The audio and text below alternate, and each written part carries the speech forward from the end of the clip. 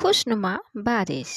मैं बालकनी में बैठा अखबार पढ़ ही रहा था कि बारिश आ गई। हवा के झोंके के साथ कुछ बूंदें मेरे चेहरे पर पड़ी तो जीवन की कितनी ही बीती बारिश ताजा हो गई। मैं बैठा बारिश का लुत्फ ले ही रहा था कि पत्नी शीतल ने किचन से पूछा, पकोड़े बना दूं, खाओगे? बना दो, खा लूंगा। यह कहता हुआ मैं कुछ सोचने लगा।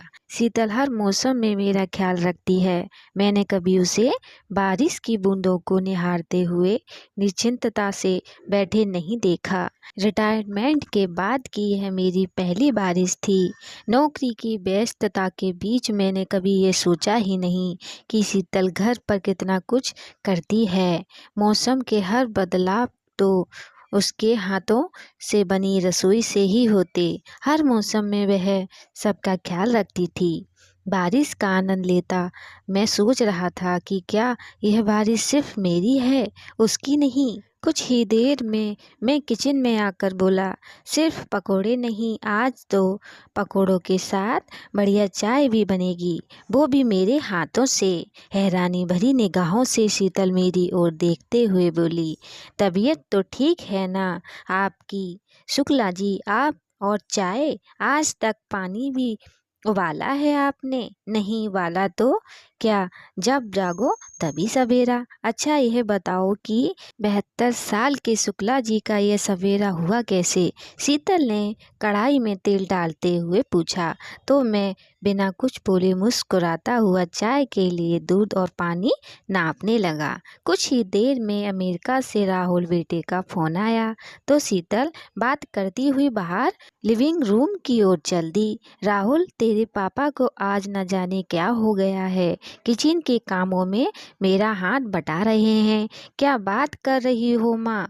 पापा और किचन में? शायद फोन के उस तरफ से राहुल ने कुछ ऐसा ही कहा। तभी तो शीतल आगे बोली, आज बड़े बदले बदले लग रहे हैं तेरे पापा।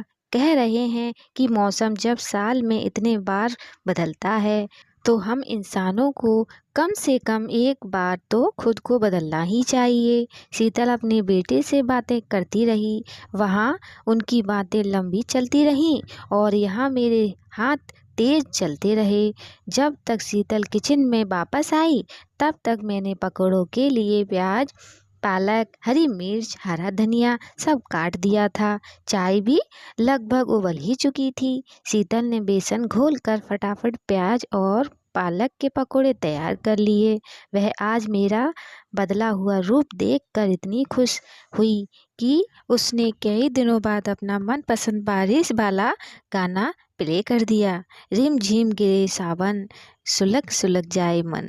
वह मेरे बदले हुए व्यवहार से बहुत खुश और साथ ही अचंभित थी। शीतल समझ ही नहीं पा रही थी कि मेरे अंदर का यह बदला उसी की ही तो देन था। दरअसल कल जब वह अपने बेटे को फ़ोन पर समझा रही थी, देखो बेटा राहुल, किचन के काम अच्छे से सीख लो।